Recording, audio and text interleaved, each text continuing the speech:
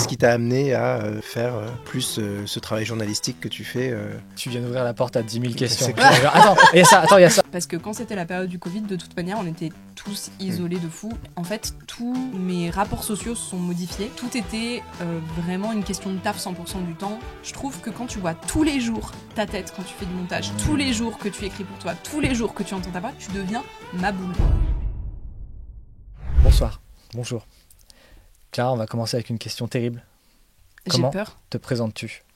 Je me présente comme une storytelleuse de cinéma, je dirais, et une ancienne scénariste, globalement.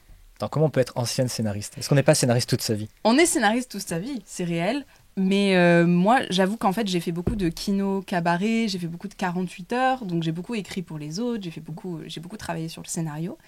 Et à force, j'en ai eu un peu marre d'écrire pour les autres. Du coup, tu sais, quand t'es scénariste, quand même, t'écris principalement pour les autres. Quand tu veux en vivre, en tout cas, t'écris principalement pour les autres, t'écris pas tes propres scénarios. Donc oui, maintenant, je suis plus concentrée sur ma chaîne YouTube, mes propres vidéos, etc. Est-ce que j'ai le droit de regarder les cams ou pas ? Tu regardes les cams Tu peux que faire des tu clins veux. d'œil. Celle-là, surtout celle-là. ouais, c'est surtout celle-là. Ouais. Celle-là, elle te calme Non, mais c'est pas, bien, en si elle effet. est en face de moi, je peux... Voilà, je sais que je peux la regarder pour faire des petits regards cam. Mais oui, non, principalement, en fait, quand t'es scénariste, t'écris pour les autres. Et moi, j'en ai eu marre d'écrire pour les autres. C'est pour ça que je dis ex-scénariste. Parce que maintenant, c'est plus trop le cas. Je fais encore un petit peu de script doctoring pour des gens qui font du long et du moyen métrage, mais c'est beaucoup plus rare et surtout c'est très chronophage, donc j'ai plus trop le temps à l'heure actuelle de faire ça.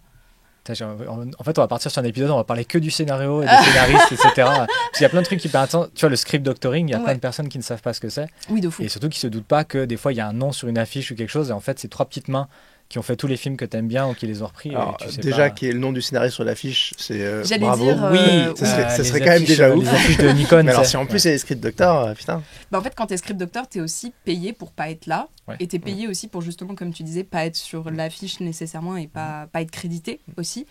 Parce qu'en fait, quand t'es script doctor, t'arrives déjà avec un truc qui est quand même plus ou moins prêt. T'arrives face à des problèmes que tu dois régler. C'est surtout ça le truc. Donc oui, moi, je suis arrivée sur certains films, certains longs métrages qui la sortent cette année, et j'ai pas le droit d'en parler, tu vois, parce que juste je suis script doctor, c'est pas ma place de mettre mon ego en avant et de dire j'ai été là-dessus. Non, c'est pas possible, tu vois. Du coup, Star Wars 8, c'était toi ? Non, c'était pas moi. C'était pas moi, ok. Ne me blâmez pas dans les commentaires, c'était pas moi. Pardon, je cherchais un film qui aurait pu faire l'objet de critiques un peu sur le scénario, sur plein d'aspects du de tout. choix. Mais... Du tout. J'ai fait que du film français. J'ai fait des relectures de films anglais, vraiment genre British 100%. Mais c'était de la relecture, c'était même pas du vrai script doctoring, tu vois. Donc il y a plusieurs niveaux aussi dans le script doctoring. Il y a quand t'aides vraiment pour un problème à proprement dit, où on me dit là ça va pas, je sais pas comment arranger ce truc, aide-moi. Et t'as juste de la relecture toute simple pour vérifier la cohérence. Donc ça prend plus ou moins du temps en fonction du projet, c'est en fonction du film, voilà quoi. Quand on me demande de le résumer, à chaque fois je sais pas comment le résumer parce que c'est vraiment en fonction du projet. C'est clair, non mais c'est chouette quoi. Et donc tu disais storytelleuse de cinéma. J'aime bien ce terme, mais alors comment ça se manifeste, ce storytelling du cinéma ?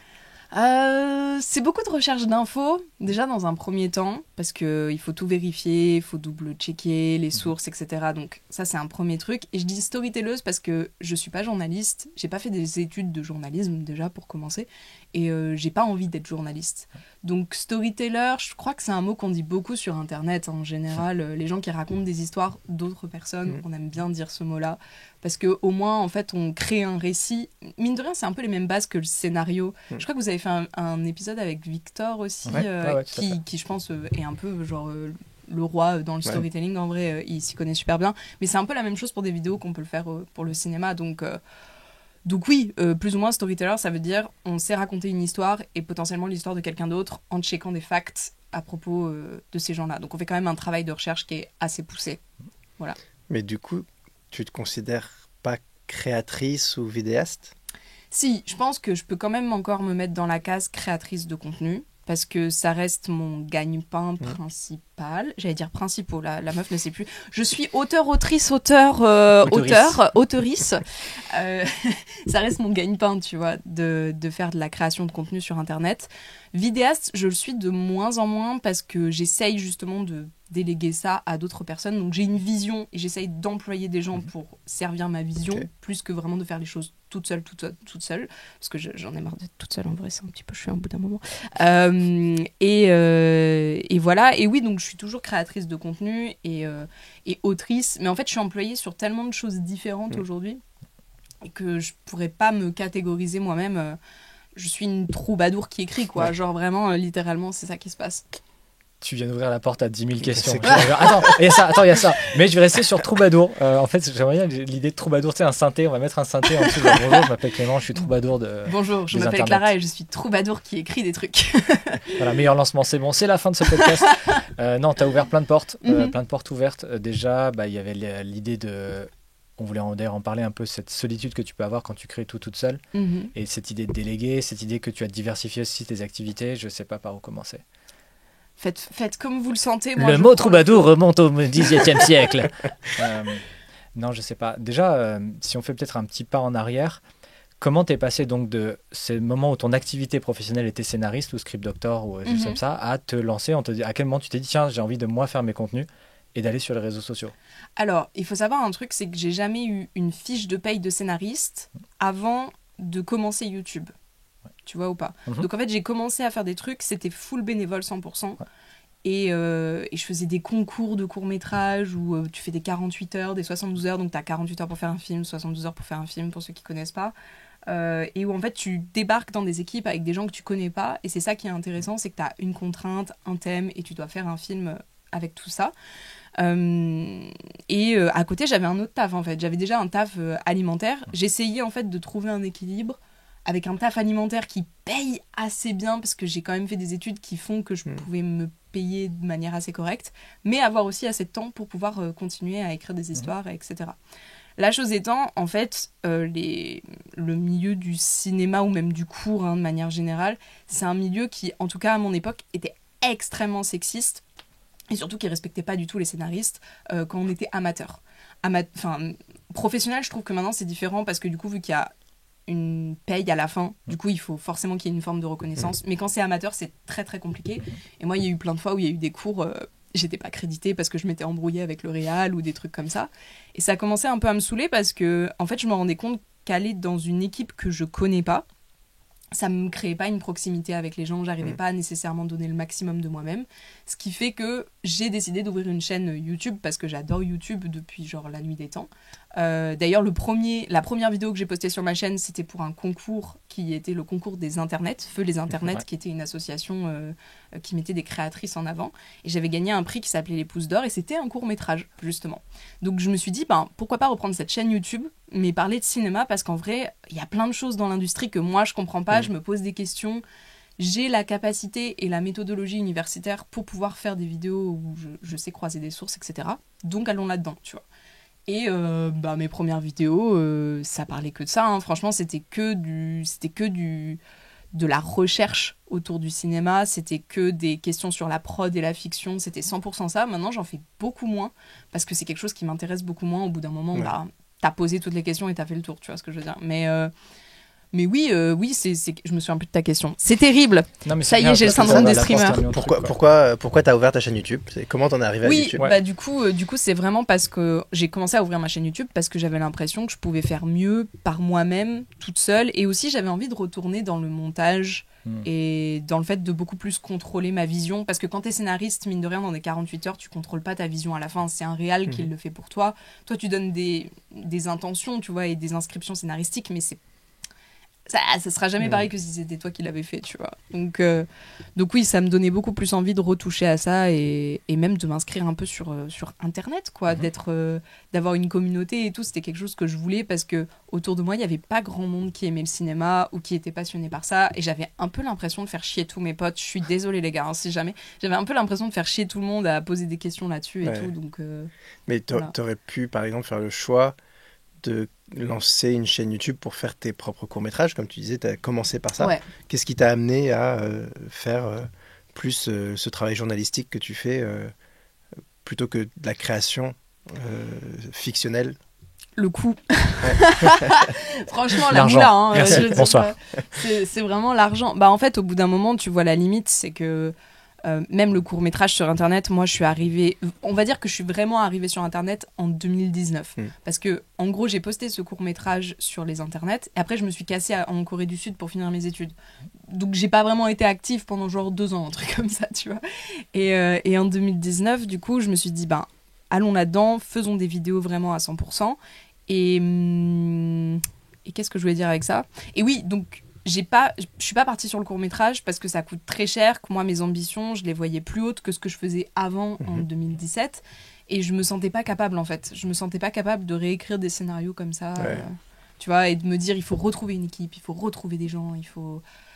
C'est un peu long, hein. C'est plus rapide en vrai quand tu veux commencer de faire tout seul.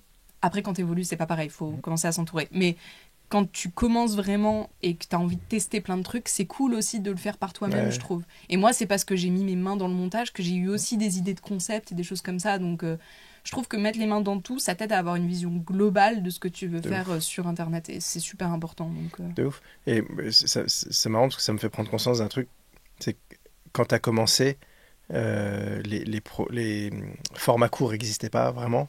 De fou. Il y avait déjà des trucs un peu sur Vine, mais c'était vraiment très très court, etc. Mais, voilà. Et aujourd'hui, en fait, on voit toute une ribambelle de créateurs et de créatrices qui se lancent plutôt sur la partie fiction. De fou. Les Enora Hope, Guillaume Genoux, etc., etc. Parce que justement, en fait, comme c'est du format court, ça leur coûte pas très cher. Tu vois, c'est pas un court métrage où donc ça ouvre des portes. Du coup, je trouve. Tu parlais de problème d'argent.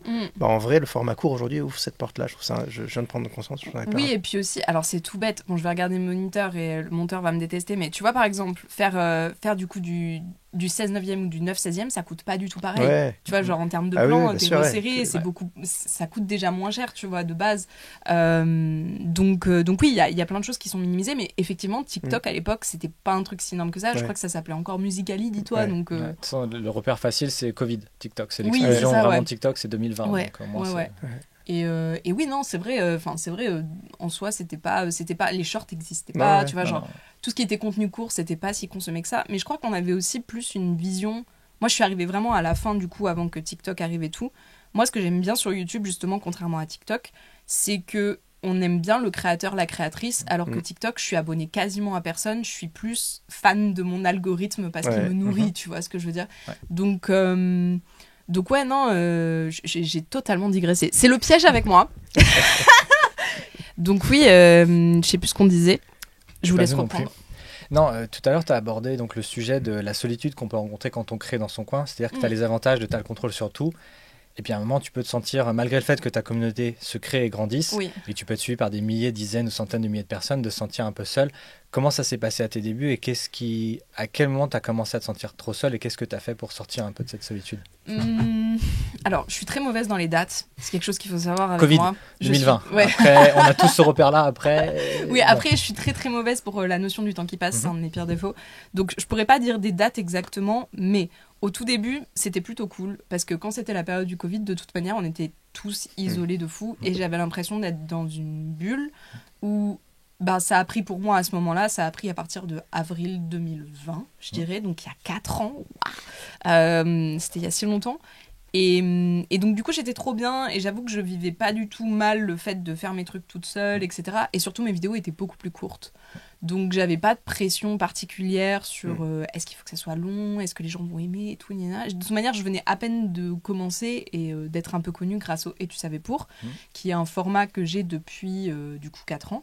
Et qui est un condensé, on va dire, de behind the scene et d'anecdotes un peu niche sur des films que j'aime bien. Et je les raconte dans un format qui est un petit peu particulier. Extrait, maintenant, ça c'est pour votre monteur. Et donc du coup, c'est vrai que j'avais pas du tout ce problème de solitude. Je vivais à Lyon et je faisais beaucoup d'allers-retours entre Paris et Lyon parce qu'à l'époque, j'avais un entourage qui était fort sur Paris. Ce qui maintenant n'est plus trop le cas. Mon entourage est plus dans le sud de la France. Et j'avais un peu ce contact social avec des gens du milieu qui étaient un peu cool et tout, tu vois, enfin voilà. Ce qui fait que, avec le temps, quand je suis montée sur Paris, en fait, tous mes rapports sociaux se sont modifiés. tout était vraiment une question de taf 100% du temps, sans vraiment... Enfin, c'était un petit peu insidieux parce que juste tu parles et en fait, tu parles de tes projets et donc du coup, tu parles de taf et tu finis à parler de taf tout le temps. Ce qui fait que je me suis sentie très isolée très vite parce que j'avais l'impression d'avoir aucune intimité avec personne, avec aucun créateur de contenu que je pouvais croiser et même dans les problèmes que j'avais, tu vois. Autre chose, c'est que j'ai toujours fait tout toute seule. Je suis créatrice de contenu, mais je suis aussi chef d'entreprise. C'est une partie que je déteste. Mais... c'est un fait, j'ai aussi une entreprise parce qu'il faut bien que j'encaisse ma thune quelque part. Bon voilà, disons les termes. Donc tu déménages à Malte en 2021 non pour placer ton argent avec d'autres créateurs et créatrices de contenu. Je vais pas name drop des gens parce que je vais les foutre dans la sauce et tout là. Donc on salue le fisc en passant. donc oui, j'ai dû ouvrir une entreprise parce que ça prenait de plus en plus d'ampleur, ce qui est trop cool. Sauf que j'ai décidé de tout faire toute seule. Je pense que j'avais un peu en moi de hustle culture. Pour ceux qui ne voient pas ce que c'est la hustle culture, c'est ce truc de dire il faut que tu sois tout seul, isolé pour pouvoir arriver à tes objectifs et tout, qui était un peu intériorisé en moi parce que, je sais pas, en fait, moi, j'ai aucun rôle modèle de gens qui sont entourés. Donc du coup, j'ai pas eu ce truc de me dire il faut que je fasse comme lui ou comme elle parce qu'ils sont entourés, nanana. Ou alors les gens qui sont entourés, je les voyais, ils avaient des millions d'abonnés, donc j'étais en mode mais moi, je peux pas me payer quelqu'un qui va genre prendre une partie du travail et tout, genre c'est pas possible. Plot twist, en fait c'était possible, il fallait juste un peu chercher.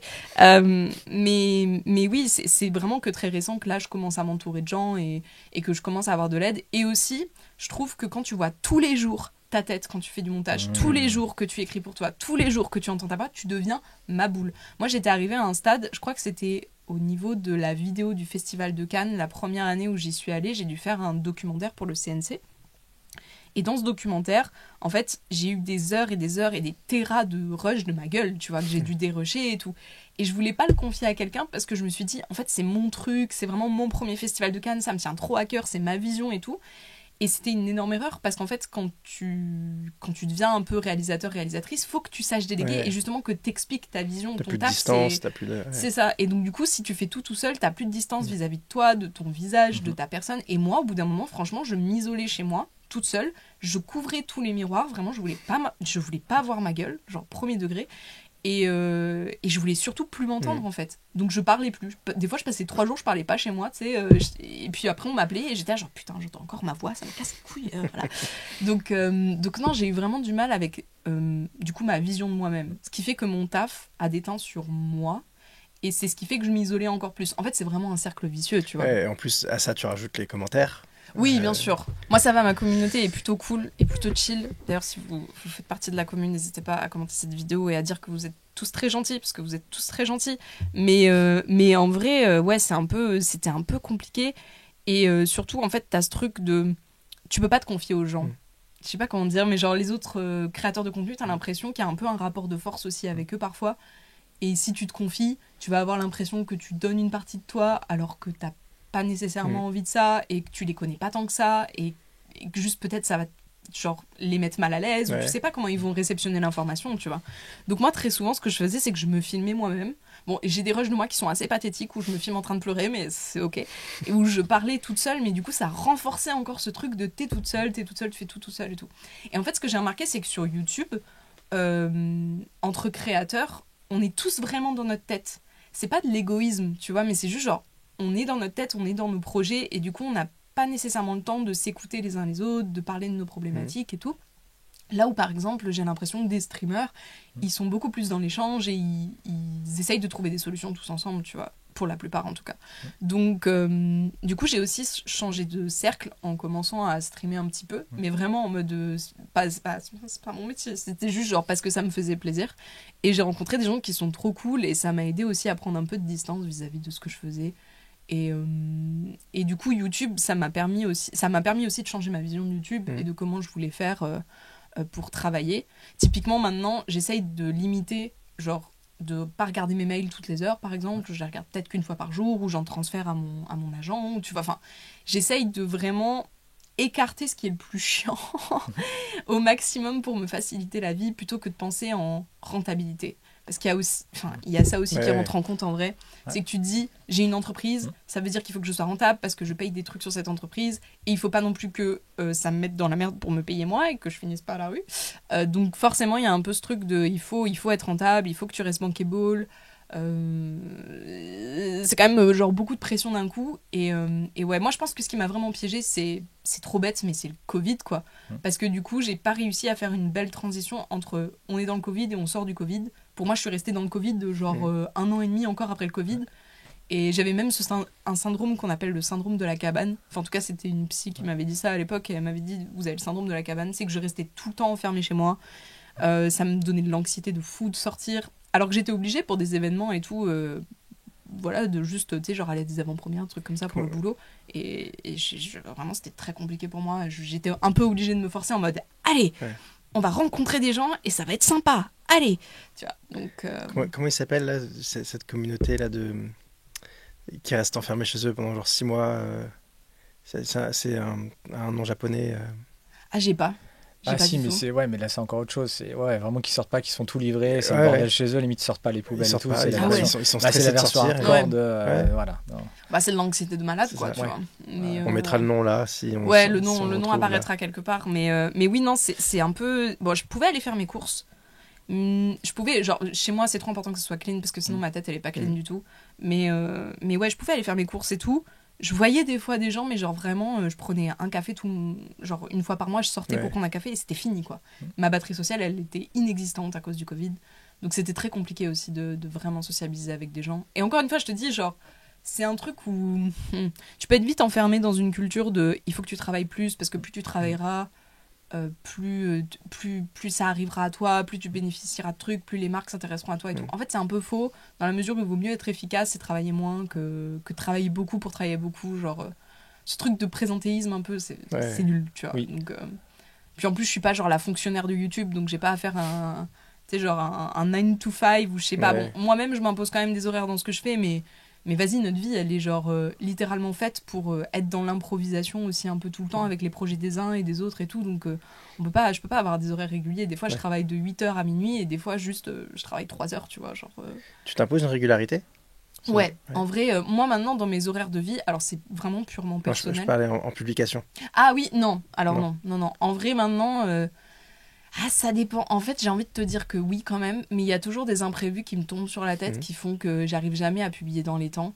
Mais j'ai pas de rythme. Les gens ont l'habitude chez moi qu'il n'y ait pas de rythme. Et... En fait, moi, ce que je propose, c'est un peu comme une bonne surprise. C'est-à-dire que juste, je publie, personne n'est au courant. Et c'est, oh putain, il y a une nouvelle vidéo. Et en fait, j'aime trop cette sensation-là avec d'autres créateurs de contenu, tu vois. Du coup, je suis très accrochée à ça, beaucoup moins qu'à la régularité. Si les gens veulent de la régularité, ils viennent sur Twitch et ils peuvent voir ma gueule aussi, tu vois. Genre, c'est ok, quoi. Donc j'ai plusieurs... Enfin, ce qui est cool, c'est que j'ai plusieurs canaux de diffusion différents qui ont des fonctions différentes. Et YouTube, ça reste vraiment le truc où j'ai envie que chaque épisode ou chaque vidéo soit un bonbon et que ça soit vraiment très très qualitatif et tout. Ça peut être aussi une pression, hein, mine de rien. Mais je préfère le voir comme ça que de faire un truc hyper régulier tout le temps. Parce que sinon, ça te met aussi dans une mécanique d'écriture, je trouve, tu prends jamais de recul, tu t'améliores pas... Et tu prends des mécanismes où tu répètes tout le temps la même chose. Moi, je l'ai vu quand je faisais des Tu savais pour, du coup, hyper régulièrement. Pendant le Covid, j'en faisais, je pense, 1 toutes les 2 semaines, un truc comme ça. Et au bout d'un moment, je crois que c'était celui sur les dents de la mer, c'est vraiment mon Et tu savais pour maudit. Genre, je le déteste, ce Et tu savais pour. Parce qu'en fait, je me caricature. Vraiment, tu vois que je me caricature. Je dis les mêmes expressions que genre ceux d'avant. Tout est aligné pareil. Le storytelling est pareil. En fait, il n'y a pas de progression du tout dans la vidéo. Alors que bon, elle a fait ses vues et tu vois, genre les gens ont kiffé, tu vois, c'est pas le souci. Mais pour moi, personnellement, j'étais vraiment pas épanouie sur cet épisode-là. Et c'est à partir de là où je me suis dit d'ailleurs, ok, on préfère progresser plutôt que d'être vraiment vachement régulière. Parce que sinon, j'avancerai jamais dans ma carrière aussi, tu vois, si j'écris tout le temps la même chose. Ouais, et dans ta carrière et personnellement. Oui, de fou. Ouais. Et puis c'est pas très épanouissant. Quoi. Oui, de fou. Quand tu fais du vlog, je pense que c'est un peu différent. Parce que du coup, tu vis des aventures différentes à chaque fois, tu vois. Là, moi, en fait, vu que c'est de l'information, le storytelling, il évolue pas tant que ça. À chaque fois, c'est les infos qui changent. Donc, bon, voilà. Puis c'est plus ou moins difficile de trouver les bonnes infos aussi en fonction du film, bref. J'en reviens à Star Wars 8, pardon, parce que... Dylan, tu coupes s'il n'y a pas la ref à Star Wars 8, c'est très bizarre, genre de quoi il parle, etc. Est-ce que, du coup, tu es donc identifié, en tout cas sur YouTube, pour un format qui est très fort, en plus autour du cinéma. Comment tu as fait pour habituer, donc tu as commencé par parler déjà cinéma et ensuite Et tu savais pour, comment tu as fait pour préparer ta communauté à ce nouveau format et est-ce que tu te verrais parler d'autre chose que de cinéma sur YouTube? Alors attends, je réfléchis un peu. ça m'attire à la réflexion. En fait, j'ai pas habitué... Attends, vas-y, répète-moi ta question. La question serait, est-ce que tu as préparé ta communauté au fait qu'il y a un nouveau format, en tout cas, et surtout, maintenant qu'il y a ce nouveau format, est-ce que tu te verrais parler d'autres choses de cinéma ou d'amener un autre format ? Alors, j'ai pas préparé du tout ma communauté au Et tu savais pour. C'est eux qui se sont préparés pour moi. Parce qu'en fait, la majorité de ma communauté est arrivée quand les Et tu savais pour ont explosé. Ouais. Tu vois, donc c'est vraiment, les gens m'ont connu par ça. Donc j'ai pas choisi en fait. Juste, c'est ce qui s'est passé. En fait, ce qui est un peu drôle sur les Et tu savais pour, c'est que j'en ai publié le premier qui était sur Charlie et la chocolaterie. Et puis, en fait, j'étais déjà sur le second quand j'ai publié le premier. Donc, j'avais toujours du contenu d'avance quelque part. Et ça a explosé tout court. Mais en fait, j'avais déjà prévu 3 Et tu savais pour quoi qu'il. Tu vois, genre vraiment, c'était pas la question de ça fonctionne pas.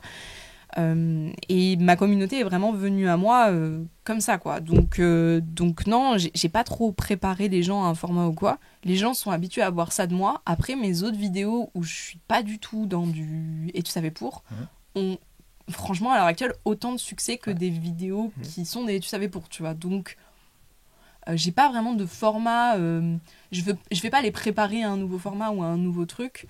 Je me laisse un peu porter en vrai par mes idées parce que moi, je suis quelqu'un qui a besoin vraiment de s'ennuyer pour avoir des idées, de s'ennuyer pour pouvoir créer des trucs. Donc, forcément, j'ai aussi... j'ai pas envie de leur dire « Hey, dans 3 semaines, on fait un format où je suis dans un roller coaster et j'interviewe plein de personnalités hyper connues. » C'est une super idée que j'avais eue fut un temps, mais... Prenez des notes. Mais c'est un peu... En vrai, logistiquement, c'est un peu dur à faire. La prise de son est un peu compliquée, mais ouais. Ça sature un peu. Mais j'ai pas... En fait, je prépare pas les gens, encore une fois, parce que moi, ma DA, c'est plus genre... Ma garantie à moi, chez moi, c'est je vous propose un truc que j'ai kiffé faire et que j'estime qualitatif. Donc, non. J'ai pas cette vision-là. Je suis pas tant youtubeuse que ça, en vrai. Je suis un peu... je freestyle beaucoup sur les choses qui m'arrivent, tu vois. Et t'en as parlé justement tout à l'heure du fait que tu allais sur plusieurs plateformes. Est-ce que tu te verrais parler d'autre chose que de cinéma sur YouTube ou sur tes autres plateformes ? Ouais, en vrai, Twitch, c'est un peu ce que je fais déjà. C'est que je suis... Bon, ça reste du narratif, parce que les jeux auxquels je joue, c'est du narratif. Mais j'aime bien parler en général de plein de choses. Et Twitch, ça me donne une plus grande liberté pour parler de sujets d'actualité, pour parler des choses que j'ai fait ou que j'ai vues même, tu vois. C'est pas des critiques ou quoi, mais c'est juste genre, je peux parler plus généralement à ma communauté, parce qu'il y a un rapport très direct. Sur YouTube, je me vois pas faire autre chose qui concerne pas le cinéma, si c'est pas un projet où c'est moi qui raconte des choses aussi, dans le sens où c'est moi qui fait de la fiction par exemple, ou qui crée quelque chose autour de ça. Je me vois pas partir vers du vlog, tu vois, ou je me vois pas faire du lifestyle ou des choses comme ça. C'est pas trop ma vibe, j'ai un peu la flemme de ça. Tu peux essayer de faire un petit lancement d'un lifestyle vlog et puis shopping, s'il te plaît. C'est beaucoup de formats différents en même temps, hein. Lifestyle, vlog, shopping. Un vlog lifestyle où tu pars faire du shopping. Fais-nous un lancement, ça ressemble à quoi ? D'accord. Salut les loulous. Aujourd'hui, on se retrouve pour... suivez-moi dans le mall et tout. On va aller acheter des trucs à Sephora pour ma skincare et tout. En vrai, je suis très chaud sur la skincare. Je pourrais vous faire un truc sur la skincare coréenne parce que je suis très très chaud là-dessus. Et pourquoi coréenne ? Non, le truc qui part complètement... Tu sais, les gens qui vont commencer le podcast, ça parle de scénario, j'ai avancé dans le podcast et maintenant ça parle de skincare coréenne. Ça parle de Beauty of Shozang, je sais pas pourquoi, genre trop bizarre. Compris, ouais. Et après, ils sont revenus sur le dernier train pour Bhutan, donc j'ai pas compris. Non, j'ai pas capté. Arrêtez. Mais ouais, non, c'est... Enfin, j'ai plein de passions dans la vie qui sont différentes. Après, je suis pas très chaud de tout partager non plus. En fait, c'est ça qui est drôle avec ma chaîne, je trouve, c'est que quelqu'un d'autre la présenterait, mais j'écrirais juste et je réaliserais juste, ça marcherait, quoi. Tu vois ce que je veux dire ? Tu penses que... Non, je pense pas, justement. Ah bon ? Ouais. Non. J'ai peut-être pas assez d'ego. Non, mais je pense que c'est tu vois ce que tu disais tout à l'heure, tu disais que les vidéos de ton format fort sur lequel tu es connu marche aussi bien que d'autres vidéos. Je pense que c'est parce que tu as mis assez de toi dans l'incarnation, l'écriture et dans plein de choses qui font qu'on a envie que... C'est toi qu'on suit. Voilà.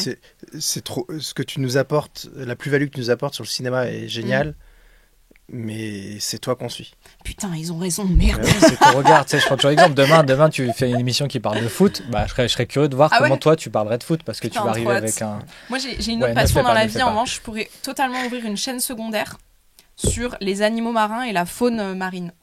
C'est une de mes passions. C'est un de mes hyper-focus. Ah bah ouais. Je suis très à propos de ça. Mais tu vois, c'est ça aussi mon problème, c'est que je suis beaucoup la sérotonine dans ma vie. Parce que dans ma vie d'avant, j'avais pas le choix de pas la suivre. Tu vois, donc du coup, maintenant que j'ai le choix, je suis uniquement la sérotonine. Fonce. J'ai eu envie de faire une vidéo en Corée à 3h du matin. J'ai eu une idée à 3h du matin. J'ai pris les billets le lendemain, en fait. Ah ouais. Donc je suis juste ma boule. Donc c'est voilà, il faut vivre avec ça, quoi. Fonce. Et donc une chaîne sur les animaux marins, c'est passionnant. J'ai très envie de faire une chaîne secondaire. Dans 2 mois, tu sors un documentaire de 3 fois 3 heures sur les conséquences de la skincare sur les fonds marins et la faune maritime qui sortira sur Netflix. Alors parle-nous un peu de ce projet. Alors vous la voyez arriver la transition. Voilà, oh là là, c'est vrai qu'il y a Netflix à mon cœur. Et plein d'autres choses. Mon cœur et mon cœur. J'ai 2 cœurs. Ouais. C'est pour avoir une vraie question, pour enchaîner là-dessus, parce que nous on sait de quoi on parle, mais oui. J'allais te poser la question. Effectivement, tu parlais du fait que tu aies diversifié tes activités.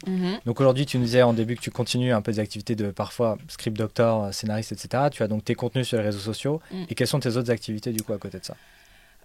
Des fois je dors, c'est cool. Non. Surcoté. Moi j'adore dormir et tout. C'est trop bien, c'est la vie. J'aime trop. Mais bon, en ce moment, je dors pas trop. Non, je fais aussi des petits trucs pour Netflix, des fois.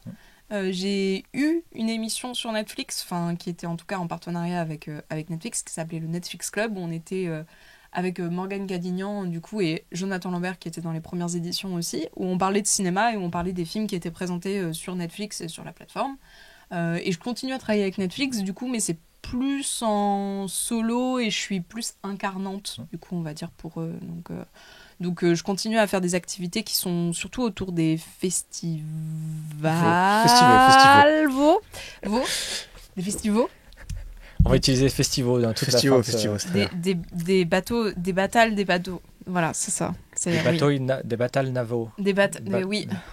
On peut tromper une personne une fois, mais pas... Oui. Donc oui, non, je fais des petits trucs avec Netflix de temps en temps, parce que ils m'appellent pour, et c'est très cool, et j'aime bien travailler avec eux. J'ai une grosse liberté créatrice en vrai avec eux, même si y a tout un circuit de validation qu'on connaît pas sur Internet, parce qu'en fait, sur Internet, t'as une idée, tu l'as fait, et puis point barre. Là, c'est vraiment, tu dois rechercher des choses, les sourcer, les envoyer, les faire valider, que quelqu'un dise dans un département juridique ça on n'a pas le droit parce qu'on n'a pas les droits sur le film, et qu'ensuite ça revient vers toi et tu dois tout rechanger. Donc c'est un autre système, mais c'est très cool, et surtout je trouve qu'à l'heure actuelle on a trouvé un bon workflow ensemble, et on s'entend super bien. J'ai utilisé le mot workflow, j'ai envie de me tuer les gens. Donc voilà. Clara, génie du marketing. Putain, non, j'ai utilisé un terme de droite, j'ai envie de me flinguer, mais c'est pas grave. J'ai connu un mec de droite qui avait plus d'humour. Si vous avez la ref, laissez le commentaire. Ah oui, moi j'ai pas la ref. Je vais aller me faire foutre. T'as pas la ref? Non, je vais aller me faire foutre, c'est pas grave. T'as la ref? Mélanie? Ah oui, putain, waouh. J'ai fait un empilement de méta, ça va beaucoup trop loin. Ouais. C'est tout pour moi, bonsoir, je serai au petit point virgule la semaine prochaine, bonsoir. Sauf la semaine prochaine. Ça allait trop loin. Voilà. Non, mais par rapport à le fait que tu aies un pied aussi dans Netflix, et que de par ton passé aussi, et encore aujourd'hui ton activité dans le cinéma, il y a tout ce sujet qui est intéressant, qui est vachement travaillé et développé ces dernières années sur les ponts entre réseaux sociaux et cinéma. Qui se fassent pour les bonnes ou les mauvaises raisons, parce qu'on a déjà vu des gros films sortir, on avait mis un créateur, une créatrice en tête d'affiche, où ça s'est pas toujours très bien passé, ne serait-ce que pour la qualité des œuvres qui en sont sorties. Mais on sent qu'il y a une volonté quand même de faire un peu cohabiter ces deux mondes, que ce soit les sociétés d'auteurs comme la SACD on est aujourd'hui, qui essayent vraiment de rassembler un peu tout ça. Comment toi tu vis cette cohabitation, par exemple quand tu vas à un festival de Cannes? Est-ce que tu y vas plus en tant que créatrice, en tant que fan de cinéma? Est-ce que tu vois d'autres créateurs, créatrices? Comment tu vois un peu cette cohabitation aujourd'hui? C'est super compliqué. C'est vraiment genre je peux épiloguer pendant 1 heure sur la question. Et d'ailleurs j'ai fait une interview il y a pas longtemps avec l'AFP parce que... Je sais pas si on a assez de batterie. Ah oui, non, je pense que vous avez pas assez de batterie. Non, c'est super long en vrai. Enfin, ça mériterait un développement qui est hyper large. Mais pour synthétiser, moi j'y vais surtout en tant que cinéphile. Et je suis honorée qu'on m'invite à chaque fois. Et les gens qui m'invitent... alors du coup, on va dire sur 3 années, on va dire 2 années, c'était YouTube. Et moi, j'y vais principalement aussi pour mon réseau, parce que tous les gens qui travaillent dans l'industrie sont là-bas. Même des gens de plateformes, comme par exemple Mubi, eh ben, ils sont présents là-bas. Et c'est un de mes partenaires aussi principaux. N'hésitez pas à me corriger en commentaire. C'est un de mes partenaires sur la chaîne. Et du coup, c'est super important aussi qu'on se voit pour des sorties de films et tout. J'y vais aussi parce que moi, on m'appelle souvent pour la légitimité, quoi.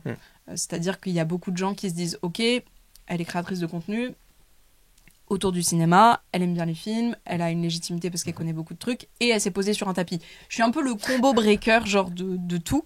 Maintenant, j'avoue, avec le temps, ma vision du festival, elle a évolué parce que je fais de plus en plus d'éditions et plus t'avances. Du festival, on a dit. Du festival, pardon, du festival de Cannes. J'ai de plus en plus de... Voilà, j'ai plus en plus de bagou, n'est-ce pas ? Et c'est vrai que les créateurs de contenu qui y sont présents, des fois, je sais pas ce qu'ils foutent là. Franchement, on va être honnête. Hein. Moi, j'ai vu des influenceurs sur des marches, j'étais là genre, mais pourquoi ? Et d'un autre côté, c'est pas plus illégitime que des mannequins, tu vois, qui sont là. Et tu te dis aussi, ben, pourquoi ? Et en fait, il faut se rappeler que le festival de Cannes, ou quel que soit le festival, c'est des gens qui doivent aussi s'inscrire dans une logique capitaliste, à savoir avoir des partenaires qui sont des marques, et ces marques peuvent inviter n'importe qui. Et juste, je pense que là, les gens se réveillent autour de ça parce que les influenceurs ont de la visibilité. Et donc, du coup, vu qu'ils ont de la visibilité et une communauté, ça crée ce truc de oh là là, ils sont présents et tout, pourquoi ils sont là, nanana. En vrai, ils sont là parce qu'il y a des marques qui les invitent. C'est pas genre le protocole du palais du festival qui les invite. C'est très différent. Et les gens sont très peu informés sur comment fonctionne une montée des marches. La plupart des gens qui montent les marches veulent juste monter les marches. C'est-à-dire qu'on veut juste passer dessus, c'est tout. On veut juste passer pour aller voir le film. C'est pas pour poser, c'est pas pour faire la star. C'est vraiment, ça n'a aucun rapport.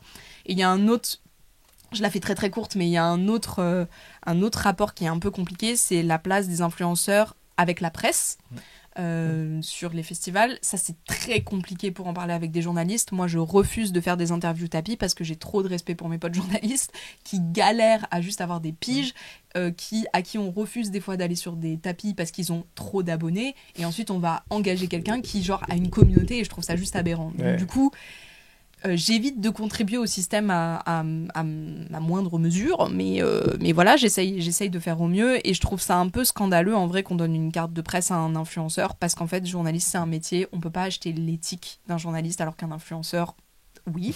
Et il faudrait réglementer ça beaucoup mieux, comme par exemple les inscriptions qu'on a sur nos stories, qu'on a sur nos contenus, que ça soit pas collaboration commerciale quand c'est une interview par exemple, ou alors que carrément ça soit pas rémunéré pour les influenceurs, parce que en fait c'est pas juste de juste aller prendre la place de ces journalistes là qui galèrent vraiment quand ils sont pas dans des rédacs. Et en fait c'est fou de dire ça, mais le pire c'est que leur nombre d'abonnés c'est une manière de se vendre pour eux à des médias et tout, et là on les jette et on donne une carte de presse à genre des gens qui ont jamais fait ça de leur vie, qui sont même pas entraînés.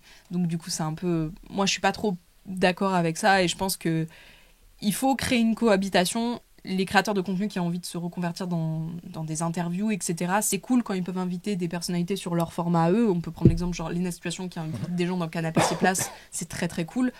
Maintenant, faut quand même genre se faire relire par des journalistes et être sérieux dans la démarche. On peut pas faire n'importe quoi, on peut pas s'improviser n'importe quoi tout le temps, ce qu'on a tendance à penser quand on est créateur de contenu sur Internet. Je trouve ça très, très compliqué parce que je fais l'avocat du diable, je suis assez raccord avec tout ce que tu dis, mais je vais faire l'avocat du diable. L'exemple de cette année, c'est Enjoy Phoenix avec Mad Max. Je peux comprendre aussi que le marketing du film veuille demander à une influenceuse comme Marie, une créatrice comme Marie, de faire parler du film autant qu'elle en a fait parler, tu vois. Alors il y a eu le bad buzz autour qui en a beaucoup fait, et du coup il y a beaucoup de bruit autour du bad buzz, mais elle amène le film devant quand même un public complètement dingue, quoi, tu vois, par rapport à un journaliste qui lui n'aurait pas eu cette portée-là. Oui, mais dans ce cas, pas prendre les questions par défaut de Warner qui sont qu'est-ce que tu préfères entre la moto et la voiture. J'aurais trouvé ça plus intelligent de lui proposer autre chose que l'interview junket comme elle a pu faire. De fou. Et d'un côté, c'est ce que je disais dans l'interview de l'AFP, c'est que tu peux pas blâmer les influenceurs de juste accepter. Pour moi, il y a vraiment la responsabilité à mettre sur les diffuseurs et sur les partenaires, à dire, en fait, si vous faites ça, vous prenez un journaliste qui écrit des questions. Personnellement, je connais plein de potes qui seraient ravis d'écrire des questions pour des influenceurs sans rencontrer la personnalité. C'est vraiment pas un souci. C'est vraiment plus l'idée de pertinence et de perte de temps. Et aussi, y a pas mal de gens peut-être qui ne le savent pas, mais les press junkets, du coup, on a à peu près environ entre 5 et 10 minutes si vous êtes chanceux avec un talent. C'est des acteurs, des actrices, des réalisateurs, réalisatrices qui sont enfermés dans un hôtel et qui toute la journée voient plein de gens de la presse qui leur posent des questions.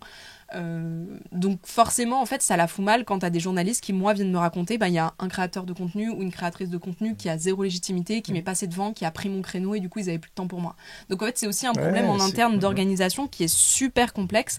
Mais encore une fois, je pense que la responsabilité, elle est principalement sur les diffuseurs et sur les partenaires. Après aussi, les influenceurs, influenceuses, c'est des gens justement qui peuvent influencer la chose et dire non, je préférais que, par exemple, je co-anime ça avec un journaliste, parce que la co-animation aussi est possible. Et encore une fois, c'est une question aussi d'image, parce qu'il y a beaucoup d'influenceurs qui acceptent ça juste pour leur image, parce qu'ils disent « Ah, c'est trop bien, j'ai rencontré telle célébrité ». Et c'est très cool. En vrai, on peut pas vous blâmer parce que juste vous avez envie de kiffer, quoi. Mais c'est compliqué aussi. Il faut aussi prendre en compte le milieu de manière très générale, et ça les créateurs et créatrices de contenu qui sont nouveaux ont du mal à le comprendre encore à l'heure actuelle, j'ai l'impression. D'accord. Donc on avait eu les mêmes questions sur les interviews politiques qui ont été faites, notamment encore une fois malheureusement pour Marie, avec Gabriel Attal ou des trucs comme ça, tu vois. Donc c'est la question elle est je pense très importante à mettre sur la table, parce que c'est des sujets compliqués, quoi.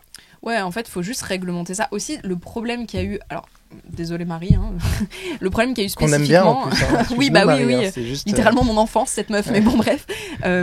En fait, le problème qu'il y a eu surtout avec Marie, je trouve, c'est que c'était une collaboration commerciale. Ça n'a jamais été précisé si c'était rémunéré ou pas. Et moi, le problème que j'ai avec ça, c'est que, en fait... il faut que ça soit réglementé, il faut que tu sois beaucoup plus transparente là-dessus. Alors je comprends, c'est super chiant de devoir dire à chaque instant est-ce que t'es rémunéré ou pas, est-ce que c'est une invitation ou pas. Mais en fait c'est important aussi parce que genre la presse littéralement c'est leur métier de faire ça, tu vois. Donc il faut beaucoup plus réglementer ça, et ça j'avoue c'est un truc que je pourrais pas. Une des personnes qui m'a interviewée pour l'AFP elle m'a dit mais tu penses que tu peux changer les choses là-dessus. Je me dis en vrai, je pense pas, parce que moi, je suis juste en block-out total de juste non, je veux pas faire ça parce que j'ai envie que ce soit un journaliste ou une jeune journaliste qui est dessus. Il y a ça aussi qui est très chiant, mais c'est pas la faute des influenceurs, influenceuses, c'est vraiment la faute des gens qui les invitent, pour le coup.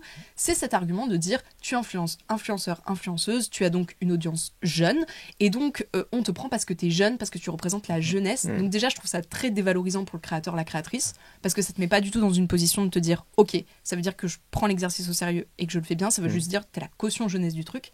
Et deuxièmement, il y a plein de journalistes qui sont jeunes et qui sont diplômés, qui attendent que ça en fait, d'avoir des opportunités d'interview comme ça. Donc et même chose, c'est pas un argument, ça me saoule un peu. donc non, en vrai, je pense qu'il y a quelque chose à changer là-dessus. Moi-même, je vais m'auto-critiquer. Tu vois, par exemple, je suis invitée avec Netflix à Annecy. Je me vois pas faire des formats pour ma propre chaîne YouTube, alors que ma chaîne YouTube parle de cinéma. Je le fais parce que c'est Netflix qui m'invite et que je fais du contenu pour Netflix, tu vois. Et pour moi, la démarche est vraiment différente parce que j'ai pas l'impression de prendre le créneau de quelqu'un. Je suis l'incarnante de Netflix. C'est des créations de Netflix, j'interviewe vraiment pour Netflix, à proprement dit, donc je travaille pour eux. C'est vraiment pas la même démarche, et encore une fois, je me verrais pas... Bon, moi déjà, les interventions tapis, ça m'intéresse pas, parce que je trouve que t'as 5 minutes pour parler avec quelqu'un, c'est ridicule, t'es vraiment là, genre, salut, ça va, ouais, t'es content d'être là, ouais. Bonne soirée à toi. Ou alors t'as pas le temps de faire une vraie interview avec quelqu'un, donc en tant que cinéphile, c'est extrêmement frustrant, je trouve. Mais ouais, inviter les gens sur les formats des créateurs-créatrices, parce que les créateurs-créatrices sont des médias, je trouve ça très logique.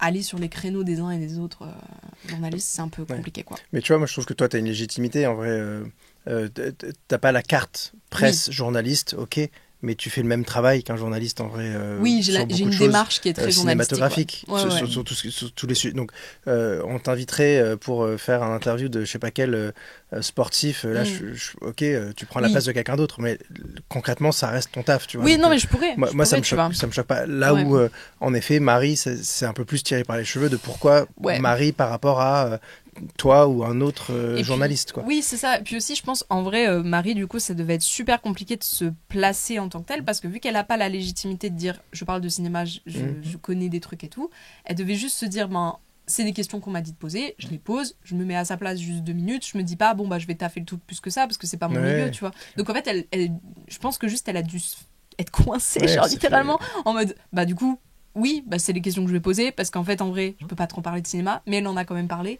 C'est super compliqué. Franchement, c'est une position qui est aussi super compliquée, et c'est terrible, mais du coup, la sauce qu'elle s'est prise, ben... Moi, la sauce, je la remettrais vachement plus sur le diffuseur ou sur le partenaire, qui juste, ou les gens qui ont organisé l'interview, parce que c'est un circuit de validation de plusieurs personnes, donc ça veut dire qu'il y a plusieurs personnes qui vont trouver que c'était une bonne idée, tu vois ce que je veux dire, c'est surtout ça le problème en fait. Donc ouais, faire attention à ça, ça semble essentiel. Et cinéma et créateur-créatrice, influenceur-influenceuse, c'est dur quoi.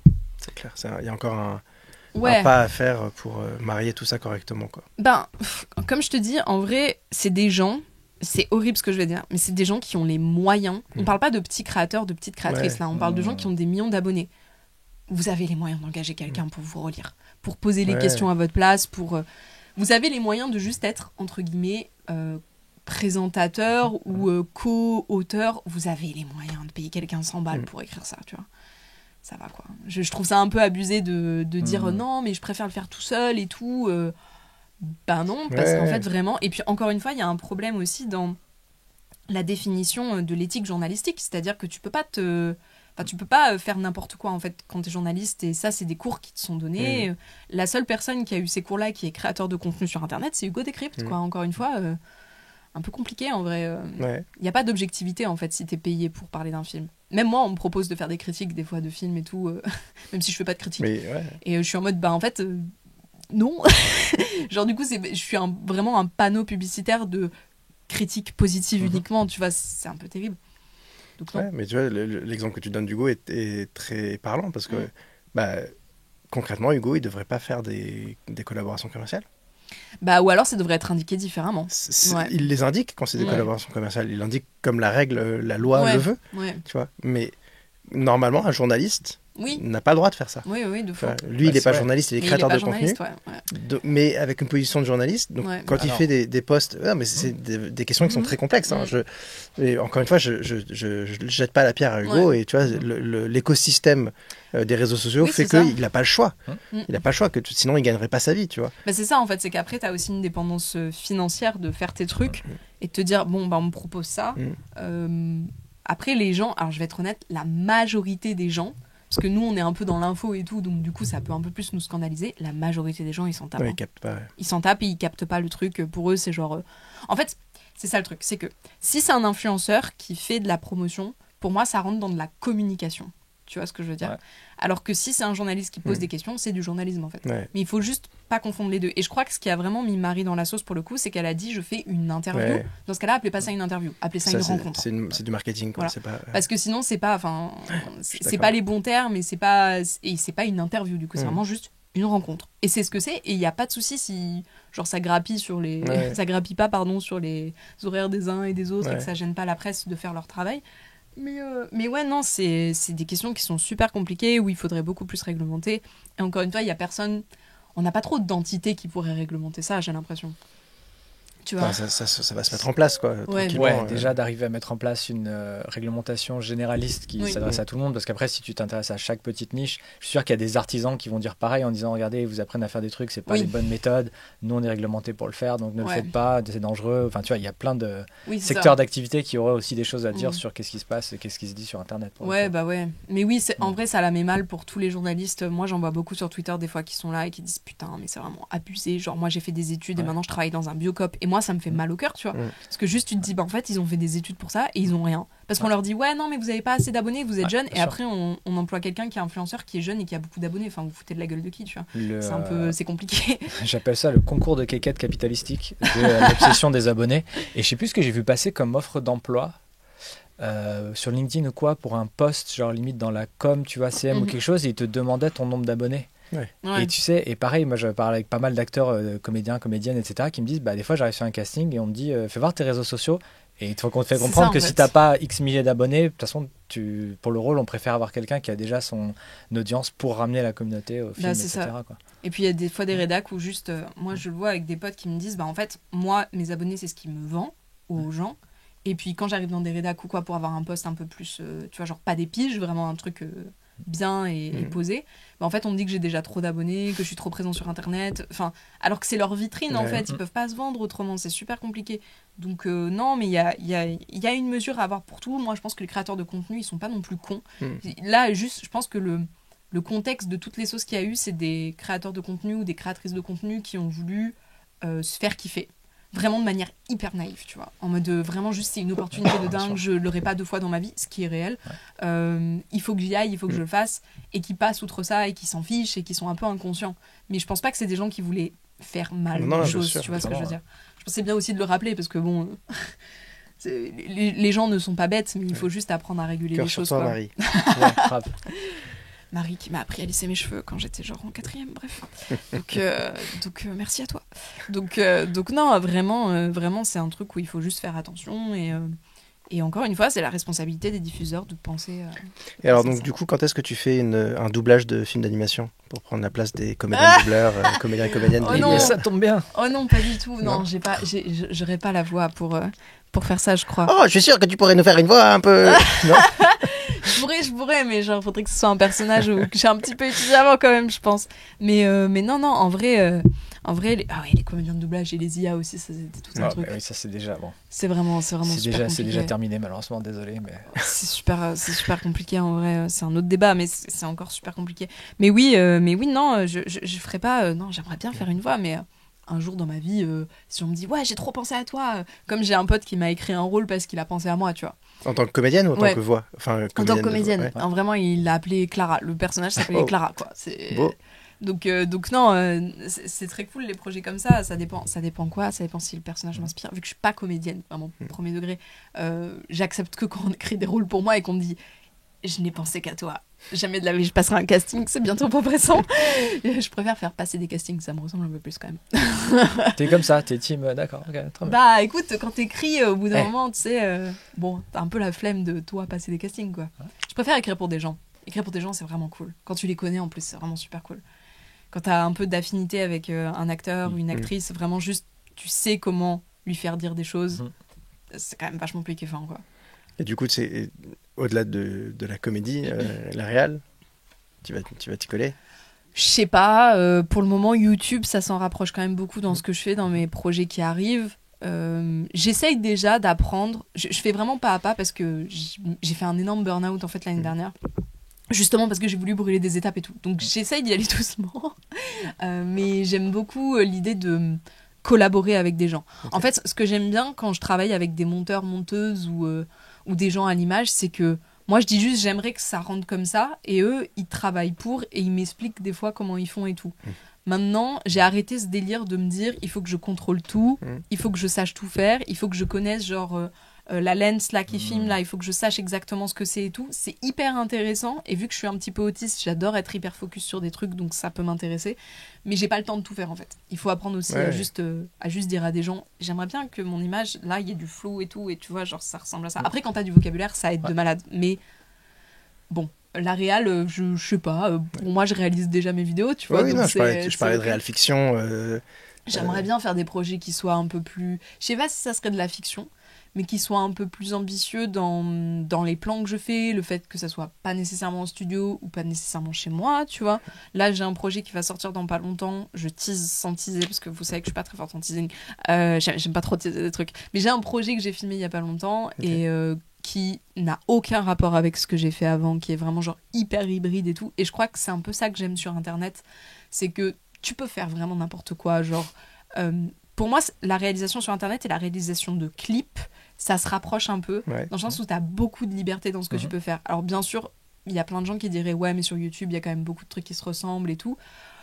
En vrai, moi, j'ai une vibe de créatrice indépendante. Genre, si j'étais une plateforme, en vrai de vrai, je serais un peu Mubi, tu vois ce que je veux dire. Normal. Donc, je fais un peu ce que je veux et je vais un peu là où ma tête veut m'amener. Maintenant, sur le très long terme, moi, je vois ce que j'ai envie de faire plus tard, peut-être qu'il sortira potentiellement d'Internet. Et ça serait plus genre, sur de la série, quoi. On est plus sur un truc de série et tout. Mais on verra avec le temps, parce que c'est vraiment pas pressé. Et quand j'en parle avec des gens du milieu qui ont genre 40 ans et qui ont réalisé leur première série, je suis un peu en mode, ça va, j'ai le temps. Laissez-moi, j'ai 26 ans, c'est tranquille, tu vois. Donc non, en vrai, on verra. Et je trouve que Internet, c'est un peu mon terrain de jeu. C'est un terrain de jeu, bien et sûr. puis tu peux expérimenter plein de choses. Et j'ai toujours été de la team, et je l'ai répété 80 fois à des gens qui peut-être me suivent potentiellement, que tester, c'est genre le truc le plus important quand tu crées des choses sur Internet. C'est important avec un Z. Vraiment, je peux que dire teste plein de trucs, jette plein de trucs à la poubelle. Et c'est pour ça que je te dis, genre, je trouve que ça se ressemble beaucoup avec de la réal de clip, parce que la réal de clip, c'est genre le truc où tu peux faire le plus d'expérimentation et de trucs qui ont aucun sens et qui vont pas ensemble, et pour autant c'est genre stylé, quoi. Et j'aime trop ça. Voilà. Je suis hyper fan de la question, si tu étais une plateforme, quelle plateforme tu serais? Je la garde pour un futur, je trouve ça hyper rigolo. Hein. Mais ouais, ma plateforme de cœur, c'est YouTube. Ça restera YouTube toute ma vie, mais parce que j'ai grandi avec, parce que vraiment depuis que j'ai 11 ans, je suis sur Internet. Mubi, c'est plus toi, tu vois. Mubi, c'est plus ma vibe dans la mesure où, tu sais, genre, tu vas dessus. En vrai, il y a des films, tu sais, tu vas les kiffer, et il y en a d'autres, tu sais pas, mais c'est des pépites, mais tu sais, genre, tu sais pas encore, tu découvres des choses, c'est un peu surprise et tout, j'aime bien. Et puis j'adore Mubi, je les aime de tout mon cœur. Les cœurs sur Mubi, c'est ma plateforme de cœur. Spécial, la différence entre une curation humaine et une curation algorithmique, quoi. Allez, bonsoir. C'est ce qui fait la différence. Mais c'est que t'arrives, il n'y a pas 5000 films, il y en a 5 qui ont été choisis par machin ou machine ou pour une thématique. Et moi, tu sais, ok. Oui. Tu vois, et ça fait aussi la différence plutôt que de te connecter et d'avoir des chatons qui jouent du piano et du foot et des mannequins à Cannes, tu vois. C'est pas... Oui, c'est réel. Bah après, ils ont aussi, ils veulent aussi plaire à plein de monde. C'est aussi indépendant ne veut pas dire qu'on reste 4 dans notre coin en tant qu'autiste avec un écran, hein, les amis. Mais pour autant, voilà. Je tiens à préciser. Par contre, c'est en noir et blanc et les gens filment des cigarettes, c'est ça, hein, si j'ai bien compris. Pas toujours, pas toujours. Okay. Ça dure 3 heures, non? Pas toujours. Souvent, quand même. Ça dure 2h30. Ouais. Mais des fois, on tombe sur des trucs de réal qui maintenant sont hyper connus et genre typiquement, tu vois, Frances A, Mubi, ça a été les premiers à le mettre sur leur plateforme, et genre c'est Greta Gerwig, quoi. Et c'est un film qui au début était pas du tout connu, et en fait c'est devenu leur film un peu phare de la plateforme, et c'est trop cool, quoi. Je parle tout le temps Frances A, j'ai l'impression de passer ma vie à parler de Frances A, c'est abusé. Il est bien ce film. Ça va, regardez-le, ouais. Il est trop bien. C'est un de mes films préférés ever, donc. Ça et Transformers quand ils vont sur la Lune, là, c'est ça, où je cherchais un film tout pourri qui me venait en tête. C'est vraiment. J'ai même pas la rêve, c'est terrible. Mais tu sais, attends, Transformers, en fait, j'avais arrêté complètement. Enfin, j'ai vu que le premier, je crois, à l'époque. Et un jour, je vois une bande-annonce où en fait, ils sont allés sur un truc où en fait, ils étaient cachés sur la Lune et il y a des dinosaures et des trucs. Enfin, j'ai rien compris, quoi. C'est pour ça que donc, regardez Francisa et ne regardez pas Transformers. Ce sera le conseil. Qui est ton créateur ou ta créatrice préférée? Je peux faire un créateur et une créatrice. Alors ça tu commence peux, super mal, je peux pas faire un créateuriste aussi si tu veux. De toute façon, la question suivante, c'est quelle est ta créatrice préférée, ou on t'oblige à choisir une créatrice. Ah d'accord, ok. Dans tous les cas. Donc tu peux y aller. Ok, donc créateur préféré, je dirais Cyprien. C'est très bateau, mais j'ai grandi avec lui. Et genre même à l'heure actuelle, son évolution, je trouve elle est banger. Genre, il a réussi à faire un hybride entre du podcast, de la fiction. C'est fou, hein. Et genre être toujours pertinent. Bref, il est très très fort. Et même pour avoir déjà parlé quelques fois avec lui, je trouve qu'en fait c'est un vrai créatif. Genre il est passionné de son truc, il est vraiment à fond. Il cherche toujours à s'améliorer. Et j'aime trop sa manière de voir les vidéos. Et créatrice préférée, c'est méga dur. Loca du monde de Loca. Pas méga dur. Loca du monde de Loca. Loca du monde de Loca, qui restera ma préférée parce que c'était la plus pure, je trouve, dans ce qu'elle faisait. Et autrement, j'aime beaucoup Ici Amy Plante, qui est une amie, Emma. Et je l'aime trop. Aussi, je l'aime trop. J'aime trop ce qu'elle fait. Elle est très intelligente et très pertinente. C'est un conte qui revient souvent dans ce podcast. Beaucoup de gens qui la citent comme... Les vrais savent. Comme chaîne, puisque justement, la question d'après, c'est... On va peut-être dire que tu y as répondu du coup, mais maintenant, elle commence à être un peu trop connue. Mais donc, c'est une chaîne ou un conte pas trop connu. Coup de cœur à nous faire découvrir. Donc, il y a beaucoup de gens qui nous citaient Amy Plante. Donc là, je pense que maintenant, on peut passer à autre chose. Oui. Je dirais... je réfléchis, c'est dur. Ça peut être une streameuse. Oui. Pèlerine. Du coup, Pépé, elle fait des karaokés et elle chante très bien. En fait, elle est vraiment chanteuse de base. Et genre, elle a une présence scénique qui est dingue. Elle a fait l'Olympia pour la Zizi Kaka Mixtape. Je dis ça à très premier degré, Zizi Kaka Mixtape. Et elle est juste incroyable. Elle pourrait faire plein de sons. Enfin, genre, elle est vraiment très douée et elle stream tous les jeudis. Et à 20h, elle fait un karaoké où vous pouvez demander une chanson, elle la chante trop bien. Genre, littéralement, elle chante et t'as les poils, tu vois. Ouais. Genre, c'est littéralement ça. On met les noms, les chaînes, tout ça ici, en description, tout ça. Ça ressemblerait à quoi le projet de tes rêves? Alors, tu sais quoi? Je pense que j'aurais pu répondre il y a genre un an, un projet où il n'y a pas de limite de temps et pas de limite de budget. Mais en réalité, c'est comme ça que je suis la plus créative, c'est quand j'ai des contraintes un peu. Donc, je dirais pas ça, je dirais... un projet que je peux faire, genre personne ne me dit à la relecture, ça c'est non. Tu vois, parce que t'as toujours en fait quelqu'un qui te relie à la fin sur un truc, un producteur, quelqu'un qui doit valider. Et là, j'aimerais juste qu'il y ait personne qui valide. Juste, on me dit full confiance. Tu fais vraiment, fais ta merde. Genre vraiment, on te fait confiance et tout. Et on te relie pas, y a pas de souci.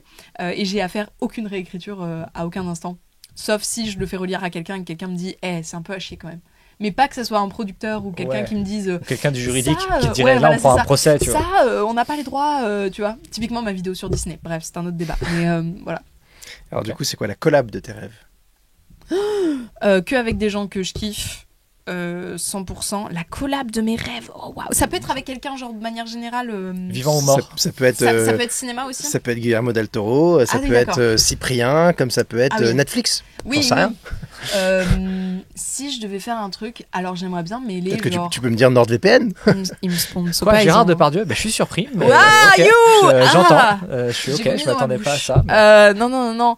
En vrai, j'aimerais bien faire une collab où... Enfin, c'est pas une collab. Est-ce que vous voyez les tables rondes que font Vanity Fair des fois? Non. Oui, si, bien sûr. Des fois, il y a des tables rondes, genre, où c'est que des gens du même milieu qui se retrouvent et qui parlent de leurs problèmes, de leurs trucs et tout. J'aimerais trop faire vénère, quoi. Oui. Si on mettait George Lucas, Spielberg et Coppola autour d'une table et puis genre Dua Lipa, Billie Eilish, des trucs comme ça, tu vois. Et là, j'aimerais bien en faire une en vrai où ça serait que des meufs réales de ciné, donc Justine Triet, Céline Sciamma, Judith Godrèche, Noémie Merlan, tu vois, genre vraiment full. Je savais pas que Noémie Merlan elle avait réalisé. Son premier long là, il sort, c'est Les femmes au balcon. Trop bien. Que j'ai vu à Cannes du coup, qui est vraiment, il est charmé en vrai. Elle l'a co-réalisé du coup avec Céline Sciamma. Ok. Il est incroyable, franchement, je te conseille, il est vraiment cool. Il est très très gore. On s'attend pas à ça quand on voit la bande-annonce, vraiment. Mais il est super bien réalisé, il est très très cool. Mais ouais, non, je pense une table ronde avec beaucoup de gens du cinéma ou des réalisatrices, des réalisateurs, ou autrement une collab. Juste créative. Moi j'aimerais trop faire des clips avec des gens, genre j'aime beaucoup encore une fois j'aime beaucoup l'exercice du clip. J'en ai jamais fait trop en réalisation vraiment pure où c'est que moi qui travaille dessus, mais justement peut-être travailler avec d'autres gens, tu vois. Je trouve ça trop cool. Beaucoup de mes potes en vrai sont dans la musique, genre la plupart sont dans la musique et voilà, juste j'aime bien l'idée de créer des clips parce que ça peut être méga random et quand même être stylé, être cohérent et avoir... En plus, tu travailles beaucoup au montage avec ton monteur et c'est trop intéressant. En vrai, c'est trop intéressant. Là, je suis très à fond dedans. C'est mon hyper focus du moment. mais voilà, quoi. Ouais. Est-ce que... J'aime bien quand même celle-là. C'est quoi ton objectif pour ta chaîne cette année? Cette année, alors déjà j'ai aucune notion de temps. Pas l'année prochaine, cette année. J'ai aucune notion de temps, les gars. Attention. Je sais pas. J'ai aucune notion de temps, donc j'avoue cette année. Bah là, le projet que je veux sortir, en vrai, c'est un gros pas pour moi parce que c'est un projet qui a été tourné à l'étranger. En partie. C'est un projet où j'ai dû faire des recherches à l'étranger. C'est un projet où j'essaye de changer un peu, de mettre beaucoup plus une DA qui est personnelle, qui est pas du tout formatée comme les Tu savais pour et tout. Donc ça déjà, si j'arrive à la sortir et que les gens sont réceptifs, ce que j'espère fort, ben ça me ferait vraiment très très plaisir parce que j'ai l'impression que j'ai plus d'idées qu'avant et que j'évolue un peu aussi dans mon style. Donc ça c'est plutôt cool. C'est quoi ton meilleur souvenir en tant que créatrice? Vous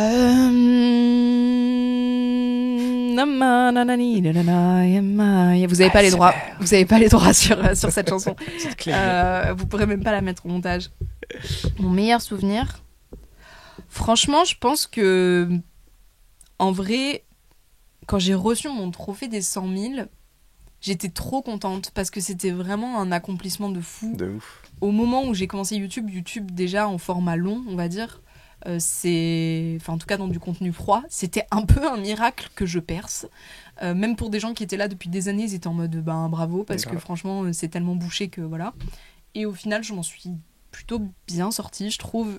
Donc j'ai été trop contente de pouvoir commencer à vivre de ma chaîne. Je crois que le truc qui m'a le plus libérée, c'était le fait que j'arrivais à vivre d'un truc que j'aimais et d'être plus obligée de travailler pour Babylone, quoi. Plus ou moins c'était ça mon objectif. Un de mes meilleurs souvenirs en tout cas. Et alors du coup le pire souvenir, et ça reste entre nous, bien sûr, personne qui regarde. On est 4. Écoute, je sais pas, en vrai tout s'est plutôt bien passé dans ma vie. Genre dans ma vie de créatrice, j'ai pas eu de drame, de trucs de... Tu sais, genre, il y a des gens, ils sont en mode, ouais, le pire tournage de ma vie, je suis tombée genre dans un trou et j'y suis restée 7 heures et après j'ai dû genre manger mes chaussures et tout. On a appelé ça Lost in La Mancha, c'était génial.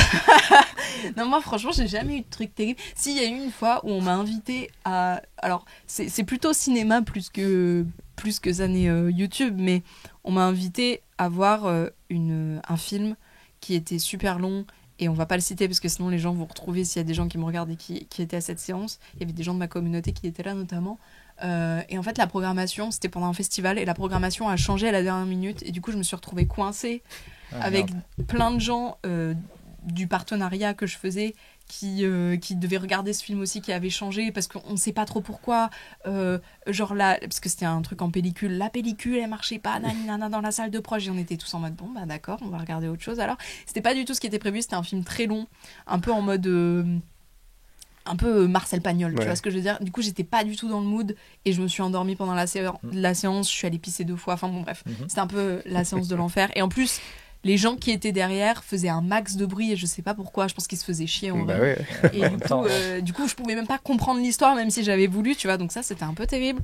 Et non, j'ai jamais eu de trucs vraiment horribles en tant que créatrice de contenu, en vrai, tranquillement. Je fais que des trucs où je suis assez sécure déjà quand je commence à accepter les choses, donc ça va, non, tranquille.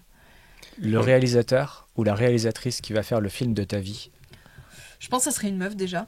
Parce que je me verrais pas confier ça à un gars. Mis à part s'il y a une sensibilité vraiment où il y a, ça match, genre vraiment quand je le rencontre, tu vois. Mais si c'était quelqu'un comme ça, de vraiment très connu, on va dire, je dirais soit Céline Sciamma, parce que j'adore Je ne fais de la portrait en feu. Céline, je vais aller me faire foutre, y a pas de souci. Non, je pense que ça serait vraiment Céline Sciamma. Justine Triet, c'est un peu mainstream de dire ça, ou Céline Song. En vrai, j'adore Céline Song, qui a réalisé Past Lives. Je sais pas si vous l'avez vu du tout. Non. Mais qui est une réalisatrice... Il est dans ma liste à voir. Ouais, il est vraiment très très cool. Qui est une réalisatrice du coup d'origine sud-coréenne, que j'aime beaucoup. J'aime beaucoup sa manière de réaliser, de raconter des histoires, enfin les histoires qu'elle écrit en l'occurrence. Je pense que Céline Song, ça pourrait être un très bon choix si c'était pas Céline Sciamma. Greta, je pense pas. Non, ouais. Parce qu'en fait, alors j'adore, hein, mais elle écrit beaucoup et elle réalise beaucoup avec Noah Baumbach. Ouais. Et j'aime moins les réalisations de Noah Baumbach, tu vois. Donc, je sais pas, tu vois. Vu qu'il fonctionne en duo, je sais pas trop, ouais. Et qu'est-ce qui jouera ton rôle, du coup? Est-ce que c'est obligé que ce soit quelqu'un qui me ressemble? Non. Pas du tout. Ah bah non, entre l'intelligence artificielle, les effets spéciaux, le maquillage... D'accord, ok. Gérard Depardieu. Ok, là aussi, je m'y attendais pas, mais pourquoi pas. Je pense que j'aimerais bien que ça soit... Alors, j'ai 3 choix à vous proposer. Anna Tawai, parce que je suis une fan inconditionnelle, qu'elle est dans le top 3 des meufs que je pourrais jamais interviewer parce que je serais trop intimidée de toute ma vie, genre j'arriverais pas à l'interviewer de manière calme. Ça, c'est le distributeur du prochain film avec Anna Tawai. Anna Tawai, Jennifer Lawrence et comment elle s'appelle, merde, Phoebe Dayvor, vous voyez qui c'est, qui joue dans la première saison des Chroniques de Bridgerton, qui joue une comtesse, vous voyez pas? Vous mettrez une image au montage, c'est pas grave. Elle est là. Mais bien sûr, c'est elle, oui. Phoebe Dayvor qui est vraiment qui a une manière de jouer, je trouve, très intéressante. Elle est anglaise et elle joue vraiment très très bien. Moi je valide Anna Tawai. Ouais. Et j'aurais peut-être dit, alors j'ai encore écorché son nom, la pauvre, Phoebe. Voilà, oui. Ouais. Oui, aussi.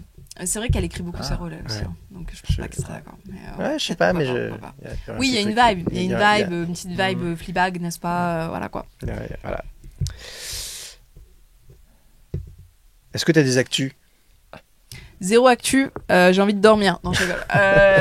Non, toujours sur YouTube, du coup. Toujours. Là, j'ai justement un projet qui est très différent de ce que je fais d'habitude et qui me régale un peu parce que du coup, je peux travailler avec un monteur qui est très très fort et qui comprend mes idées, qui comprend ce que je veux faire. Donc ça, c'est trop trop cool. Et puis après, je continue à faire les vidéos normales. J'aimerais bien essayer de retrouver une routine d'écriture. On n'en a pas parlé, mais moi, j'ai une routine d'écriture du coup qui fait que c'est ça qui m'aide à progresser, c'est ça qui m'aide à me maintenir aussi, parce que l'écriture c'est un muscle, et si tu pratiques pas, juste tu perds. C'est comme le sport, hein, c'est vraiment pareil. Et du coup, j'ai envie de retourner là-dedans, de commencer à écrire des projets qui sont peut-être un peu différents. Parce que je suis très rodée sur je suis très rodée sur la recherche d'infos. Mais le problème, c'est que ça m'excite plus des fois de le faire. Parce que je suis créative, et donc du coup, il me faut des trucs qui me challengent un peu de temps en temps, sinon je me fais très très vite chier, quoi. Ouais. Runway, c'est vraiment pas pour rien aussi, c'est pas juste une référence à Le Diable s'habille en Prada, tu vois, j'ai besoin d'aller de projet en projet, de changer aussi de choses, parce que sinon on se fait un peu chier, quoi. C'est pour ça que je fais plein de choses différentes. Je fais autant de la photo, que je fais du stream, que je fais des vidéos sur YouTube, du coup. Même si YouTube reste quand même le truc qui me prend le plus de temps. Ouais, bien sûr. Et c'est le pourquoi je me réveille le matin, quoi, globalement. Donc, et justement, le stream, c'est quoi ? T'as un calendrier ? T'as des dates ? J'ai pas du tout de calendrier. Non. C'est quand t'en as envie ? Ouais. J'ai un Discord, on est 1000 personnes sur le Discord, je mets @everyone, je dis c'est maintenant. Ou alors je programme quand il y a des événements. Ce qui est cool en fait avec le stream aussi, c'est que tu peux faire des choses avec des gens, tu peux streamer avec d'autres personnes. Du coup, c'est cool quand je peux streamer avec des copines ou quoi. On stream du Power Wash. Moi, je stream The Last of Us en ce moment parce que je suis dans mon arc The Last of Us. Ce qui est cool aussi quand tu stream, je trouve, c'est que t'as un arc. Mais j'ai pas envie que le stream devienne mon taf. Donc c'est pour ça aussi que je m'impose pas un rythme de bâtard en mode ouais, on va faire 6 streams par semaine. Parce que je l'ai fait ça déjà. Effectivement, j'ai grind très très vite, mais ça m'a coûté un peu ma santé. Donc je préfère pas faire ça. Je stream majoritairement le soir parce qu'en général c'est genre après que j'ai fini de faire des trucs pour YouTube ou tu vois voilà et ouais non c'est hyper divers quoi. Des fois on fait des reacts de courts-métrages parce qu'on a eu une Nikon il y a pas longtemps, on a fait des reacts et encore une fois je trouve que c'est une autre manière de parler à son audience. En fait moi ce qui m'intéresse le plus sur Twitch c'est vraiment le rapport que j'ai avec mes abonnés parce qu'il y a eu un moment où j'ai eu vraiment l'impression de perdre tout le monde. Pendant mon burn-out, c'était vraiment intense parce que du coup, je publiais plus, donc j'avais plus de contacts. Et les seuls contacts que j'avais, c'était par story. Et par story, c'est un peu différent, je trouve. T'as pas le même rapport avec ta communauté. Là, c'est vraiment le cœur de ma communauté qui se retrouve. Du coup, c'est super cool parce qu'on peut parler ensemble, on peut parasocialiser ensemble. C'est super. Voilà, quoi. Donc, c'est plutôt cool. Et oui, après, le reste, je m'en vais au gré du vent, au gré de quand les gens sont dispo aussi. Ouais. Parce que quand tu travailles avec d'autres gens, il faut aussi qu'ils soient dispo. Donc c'est pour ça que je peux pas annoncer des choses en mode ouais dans un an on fait ça parce que en vrai moi les gens avec qui je veux travailler c'est très restreint quoi donc j'ai pas envie de prendre juste quelqu'un pour prendre quelqu'un genre pour le montage tu vois par exemple j'ai pas envie de prendre un monteur juste parce qu'il s'est monté, j'ai envie de prendre un monteur parce qu'il a une DA et parce qu'il fait des propositions et tout tu vois c'est quand même important donc voilà waouh mon ventre a gargouillé tellement fort c'est l'heure d'aller manger voilà c'était le top de fin de cet épisode merci à toi merci à vous de m'avoir invité. Et n'hésitez pas à vous abonner et à mettre un commentaire si ça vous a plu. Les chaînes de Clara sont là. Toutes mes chaînes. YouTube, Instagram, Twitch, tout ça. Exact. Et en description. Trop bien. Donc vous n'avez plus qu'à vous abonner. Voilà, et abonnez-vous à la chaîne. C'est Updated la chaîne. Abonnez-vous à Updated pour plus d'interviews, pour plus de contenu dans les locaux de la SACD. Ouais, c'est vrai, on est bien, il fait bon. Voilà. Et merci à toi. Et puis pour tout le monde, n'oublie pas d'ici là, crée, publie et recommence.